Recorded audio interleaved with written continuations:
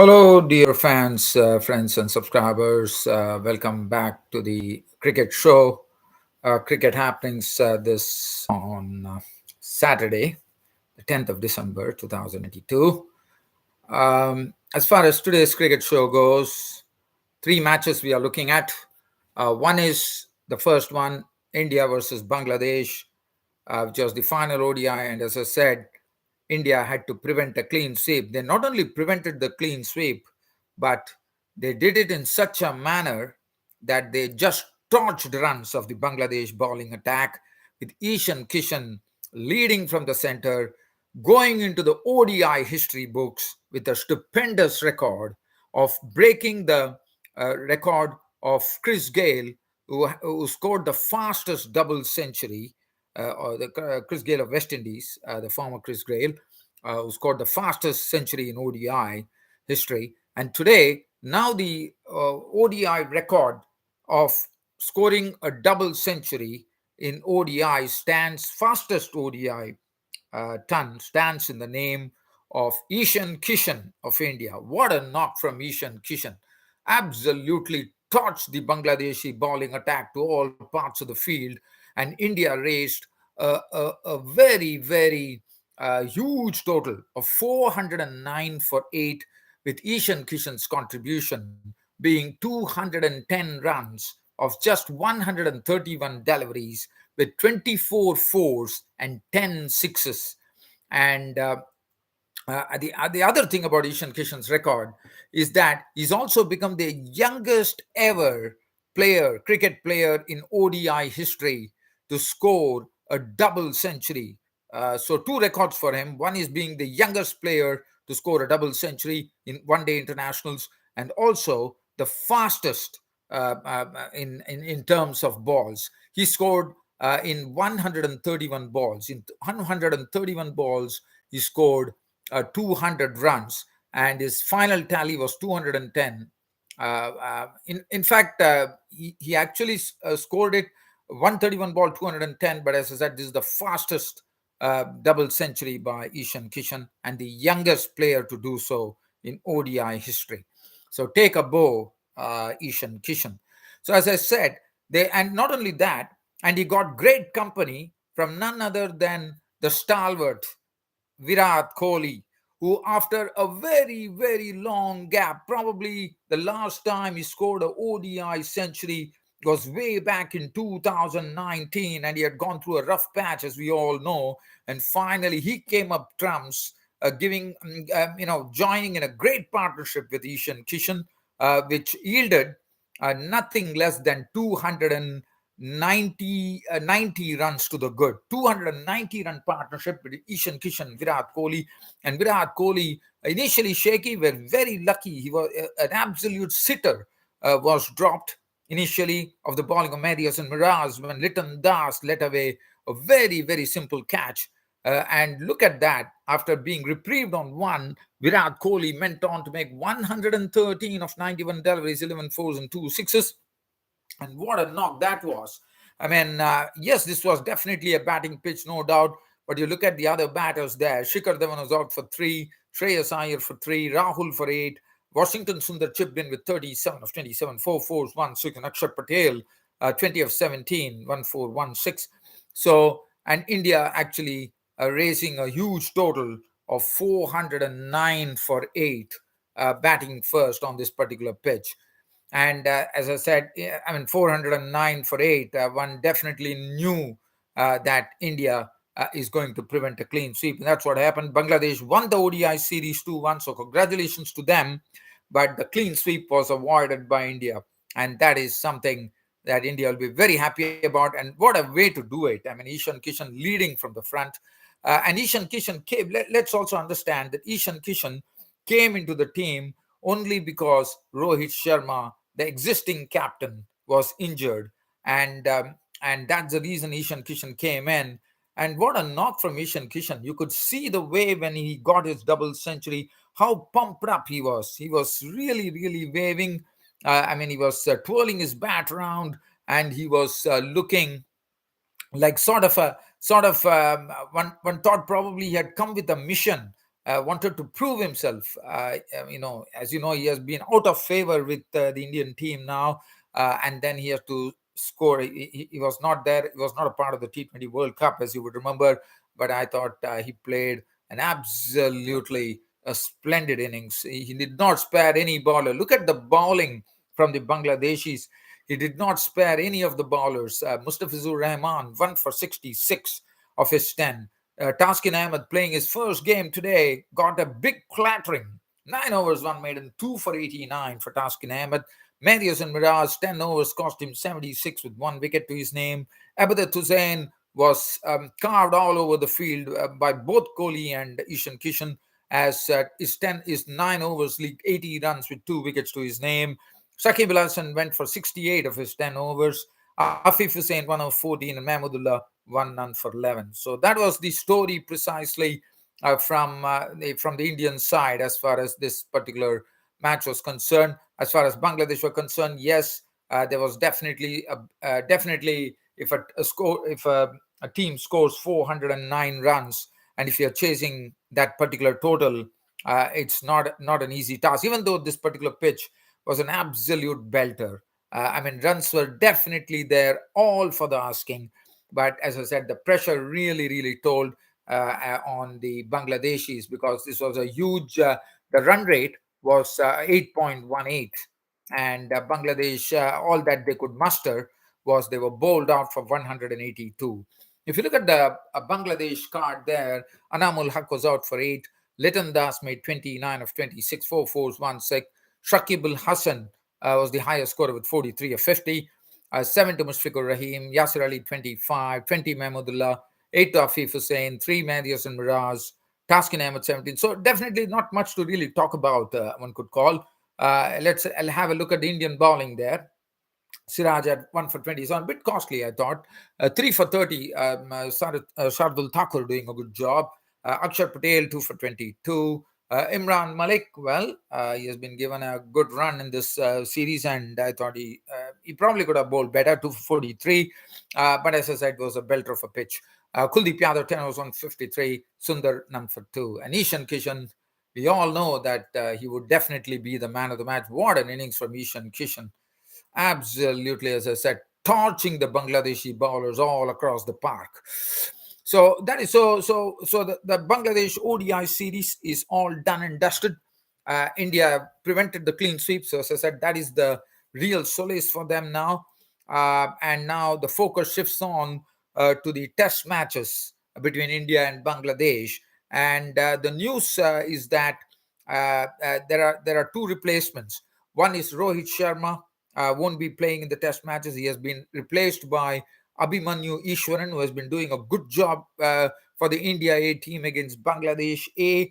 And also, there is a big recall for a left-arm bowler, Jaydev Unadkat, after a big gap, huge gap, I suppose, probably even 10 years, I suppose. So he's coming back after a long gap.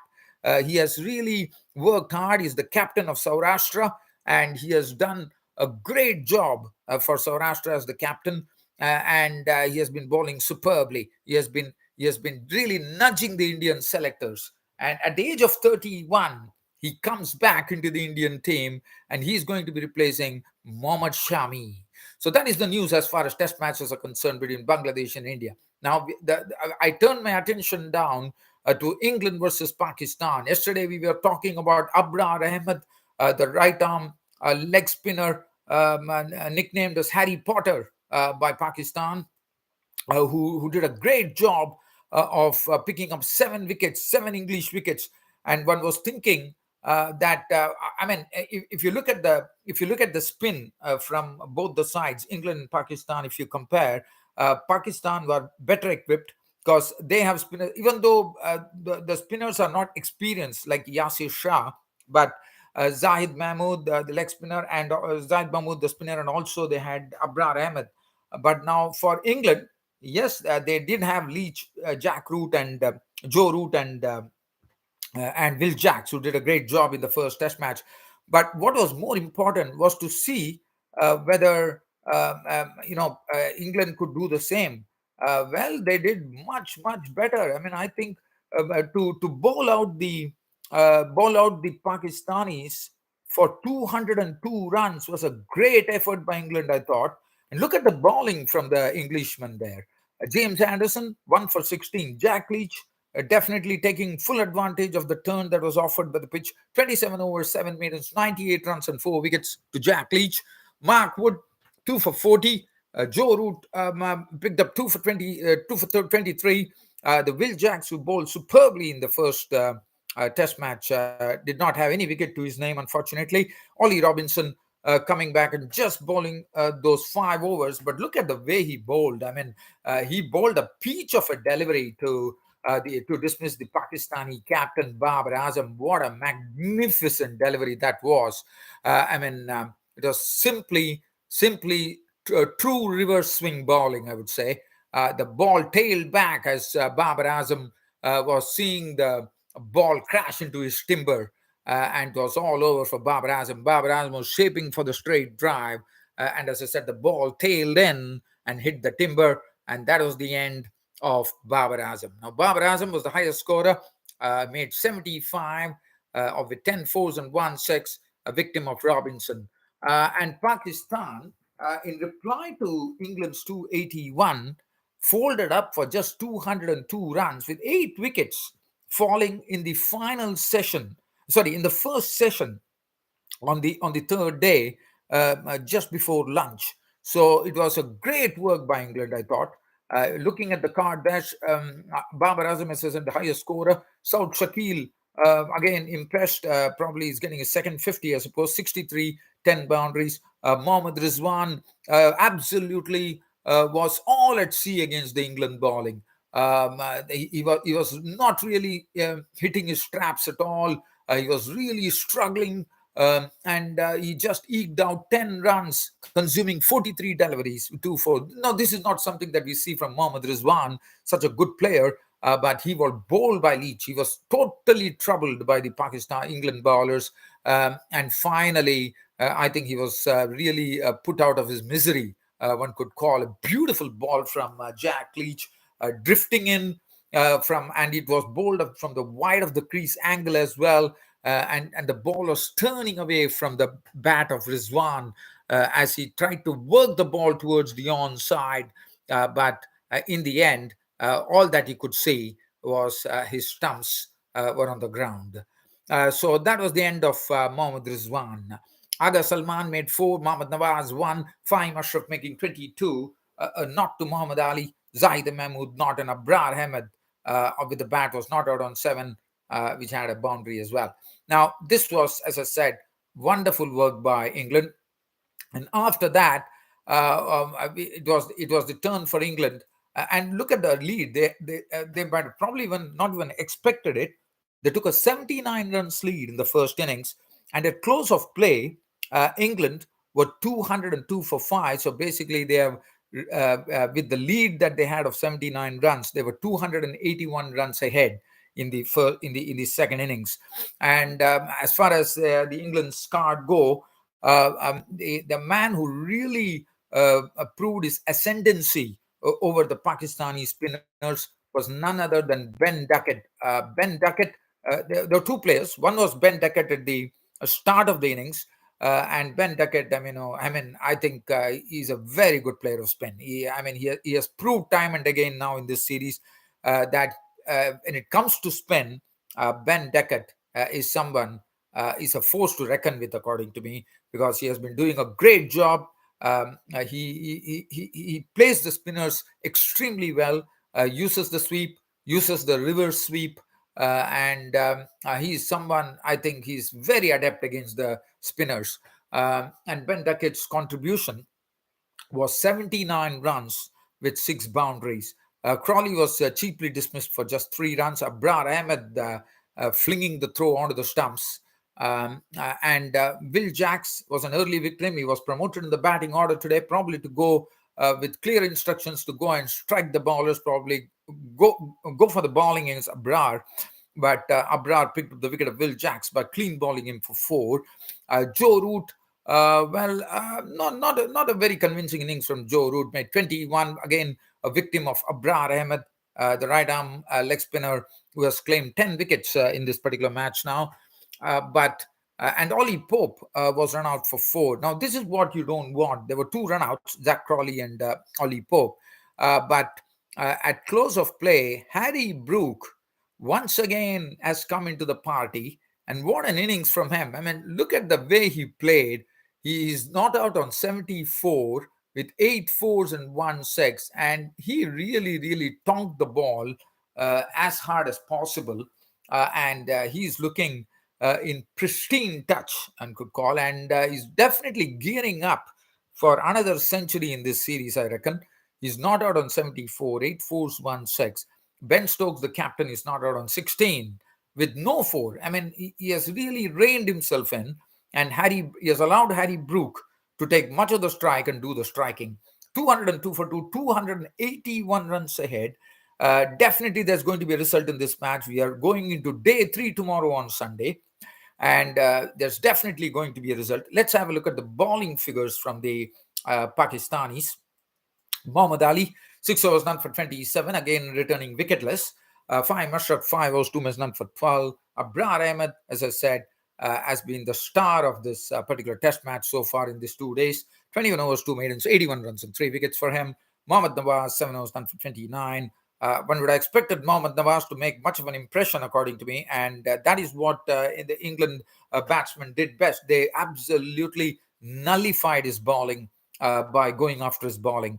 Zaid Mahmood, definitely league runs, 9 overs, 48, and Aga Salman, solitary over for 5 runs. So as things stand at the Multan Cricket Stadium, England are 281 runs ahead in the second innings, and still a lot of batting to come. England have a very, very strong batting lineup, and look at the 2 players who are right there in the middle. It's none other than Harry Brook in the middle, definitely eyeing a century tomorrow.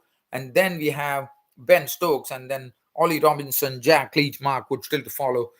So definitely still a bit of batting still in there, but definitely Harry Brook and Ben Stokes would be expected to take the total as far as possible. But again, I can tell you one thing, dear friends and subscribers, that this pitch in Multan is not going to be easy, as Pakistan are the ones who will be batting last on this pitch. And I'm expecting some serious turn on this pitch now, because as you know, the pitch has been turning right from the first day, and we are only coming into day 3. So I'm really expecting a sort of a rank turner on the third day. The ball might turn absolutely square now, probably. Well, so let's get on from here. Let's go on to the Australia versus West Indies. We are talking about the second test, the pink ball day-night test match that is happening in at the Adelaide Oval. And over there, as you know, West Indies were on the Australians were on the ascendancy the other day, and that continued. Again, West Indies once again in the first innings, it was really a big struggle for them, especially when they lost early in the morning. Tagnarayan Chandrapal, who was run out on his overnight score of 47, 3 fours and 1 6. After that, it was a real tough going for them as the wickets fell very cheaply. Jason Holder was a victim of Stark for not, and there was some good resistance from Anderson Phillip. I thought he played well for 43. He was also run out, unfortunately, run out 43 with 5 fours and 1 6. Holder not. Joshua De Silva prospered a bit, 23, 3 boundaries. Roston Chase contributed 34, and 214 was the final score. So again, it was a huge lead once again for the Aussies.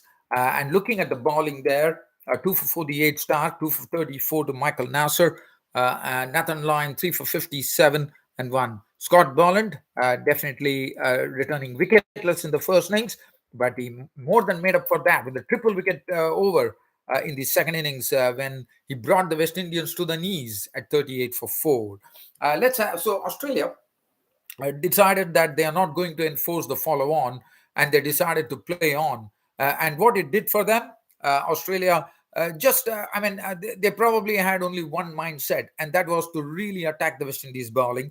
And in the quest of that, they started losing the wickets as well, as Australian second Smith actually declaring the innings closed at 199 for 6, thus setting the West Indians a total of 497 runs to go and win the game, win the second test match. Looking at the Australian card there, Usman Khawaja 45, 7 boundaries in that. David Warner 28 with 3 boundaries. Labuschagne 31 with 3 boundaries. Stephen Smith 35 with 2 boundaries and 1 6. Head was not out, and Travis Head not out 38. 2 4s and 2 6s was ultra aggressive. Cameron Green 5, Alex Carey 8. 199 for 6 declared. And if you look at the bowling from the West Indians, definitely, the Australians sacrificing the wickets, going for quick runs. 7 overs, none, 3 for 33 for Zari Joseph. Anderson Phillip 144 and 225 for Roston Chase. Let's have a look at the West Indies. So West Indies now, as I said, Aussies not enforcing the follow on and deciding to play on, and thus making 199 for 6 declared, which set the West Indians a target of 497 runs to go and win the second test match. And West Indies were absolutely, I think their innings lay in absolute tatters. As first it was the breakthrough was actually provided by none other than Boland was the one who provided, and what an over that was. I mean, he came into he was given the new ball in the 6th over, and look at the wickets. I mean, as I said, he more than made up for the first innings where he did not pick up any wicket, and here he comes and picks up a bowls a triple wicket over. Let's have a look at the wickets that he took. The first wicket that he took was a very big wicket of the West Indian captain, Craig Brathwaite. And this was absolute Jaffa, one could say, because there was just that away movement from the bat, and the ball just moved just that bit. And in that process, Craig Brathwaite was absolutely squared up at the crease. And it was all over. The ball had already shaved the edge of the bat, and it has nicked into the wicketkeeper, Alex Carey. Alex Carey, once again, after that, the next wicket to go was Shamar Brooks, who was dismissed for a duck by Boland. And again, that was Shamar Brooks. Now, this was another ball. The one previous for Brathwaite was the one which nipped away, but this one jagged in. And got Shamar Brooks absolutely in front of the wicket. He hit his knee roll, and that was the end of Shamar Brooks for naught. Jermaine Blackwood came in, and Jermaine Blackwood was also dismissed in the same over. As I said, 3 wickets in 1 over for Boland, a triple wicket over. And this was a brilliant catch taken by Cameron Green, the tall young player in the gully. What a catch. I mean, absolutely superb catch. This was a delivery from Boland. Once again, Blackwood was totally squared up, and he tried to put the ball through the mid-wicket area, but it was a leading edge, and the ball definitely ballooned onto the gully region. But the ball was dipping into the ground, and that was the time Cameron Green timing his jump, and he picked up the catch. Even though Usman Khawaja was there, Cameron Green flung himself and picked up absolutely a blinder of a catch there. Blackwood was gone, and as I said, the Aussie innings was in absolute tatters, 15 for 3. But Taganara and Chandrapal, as he's his wont, and as he has been doing in this Test series, continued to soldier on, and he had made 17 runs with 3 boundaries, and that was the time Mitchell Starc struck with picking up the 4th wicket of the West Indian innings, as this was a ball which was probably going down the leg side, and one does not know. One probably felt Tagnara and Chandrapal was a bit unlucky, but this was probably a tiniest, But when the review was done, and when they showed the Snicko, one felt that probably the ball definitely hit the just that edge of the bat when he tried to, trying to play the flick shot. And that is the end of Tagnara and Chandrapal. And that really meant the West Indians were in all sorts of trouble at 21 for 4. And after that, it was left to Devon Thomas, who was not out on 8, and Jason Holder. They had to really weather an absolute onslaught from the Aussie bowlers. and they had to really take them to safety at stumps at 38 for 4. So Devon Thomas and Jason Holder will renew their battle with the Aussie bowlers this morning, and one feels that 497, it's a very tall order, and if you look at it, only Joshua De Silva, Ruston Chase, it's not match. I mean, I can definitely see the writing on the wall here that the Aussies are going to be 2-0 in this series. And yes, they deserve to be. They have totally dominated the West Indians.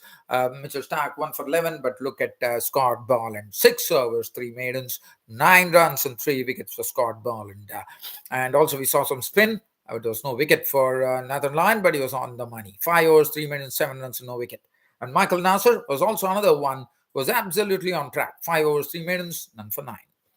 Well, dear fans and subscribers, it was an absolute pleasure bringing you this cricket show as usual. And I hope you loved the broadcast, and look forward to your company once more tomorrow on a Sunday. Once again, I'll be back to talk about I think probably we are probably. I mean, I'm not really sure. Looking at the way things have gone, I'm expecting tomorrow, the third day in the second test match between England and Pakistan, should be a result day. I don't think it will go into the fourth day, looking at how things have panned out. And Australia, West Indies, I have absolutely no qualms in saying that the match will be over today itself. That is, today itself. And that's it from me, your host, Ram. And as I said, keep tuned in, and I'll be seeing you all tomorrow. Thank you.